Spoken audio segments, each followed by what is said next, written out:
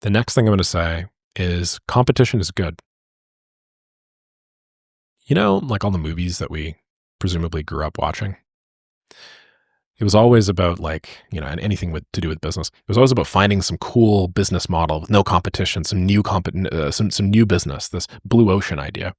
Well, the reality is, unless you're hell bent on building the next Uber, okay, and you want to build Uber 2.0, just with a different name and maybe like a big unicorn broad or something. If you want to build the next Uber, yeah, competition matters because you're talking about going like multi-billion dollar, okay? But the vast majority of the people that are watching this, the vast majority of people in general, they're probably not going to make like a multi-billion dollar business. And even if they could, they wouldn't want to. Because you know what the hell goes into these things? I mean, these lunatics are working 24/7. They have no families, no fun, no nothing. Most of us don't want that, okay? I mean, I'm saying us loosely here, but most people don't want this. In reality, what you're probably doing is you want a business that maybe, swaps one of these by several thousands. Maybe you want something that makes like $1 million a year, or maybe even less, $15,000 or $20,000 a month. Okay. And when you're operating at the scale, to be abundantly clear, this is your market. And this is that tiny little sliver at the $15,000 a month or whatever you want to make.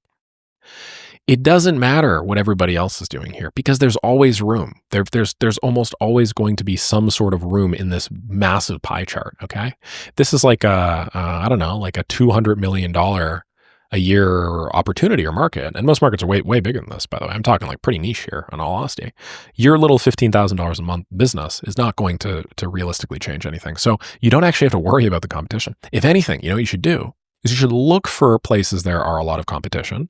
Then you should actually go in and insert yourself in there. Because odds are, if a business has a lot of competition, it's because that business is simple, straightforward, and produces a definable ROI.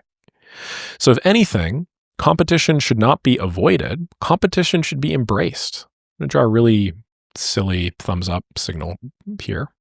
But competition should be embraced. That's my thumbs up. It kind of looks like a little bunny rabbit. If you can find opportunities where there are a lot of people flocking into a market, you shouldn't think, and I know this goes against so much investing advice, right? Like sell at the top, not at the bottom, or sorry, buy at the bottom, not the top, and so on and so forth. But if you see opportunities for stuff like this, like that means that there's a lot of opportunity in this market.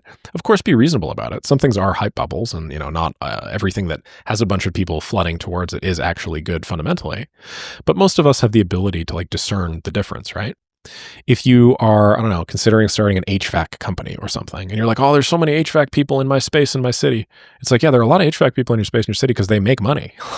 They're coming in because there's a demand for it. They wouldn't have pre-validated this demand if there wasn't. So don't take competition as a negative signal, especially if you don't want to do anything more than like a couple $1 million a year. The only space in which you actually start needing to do that like crazy market research and stuff, that's like when you're venturing into like the B territory and concern yourself with making billions of dollars as opposed to just us humble millions.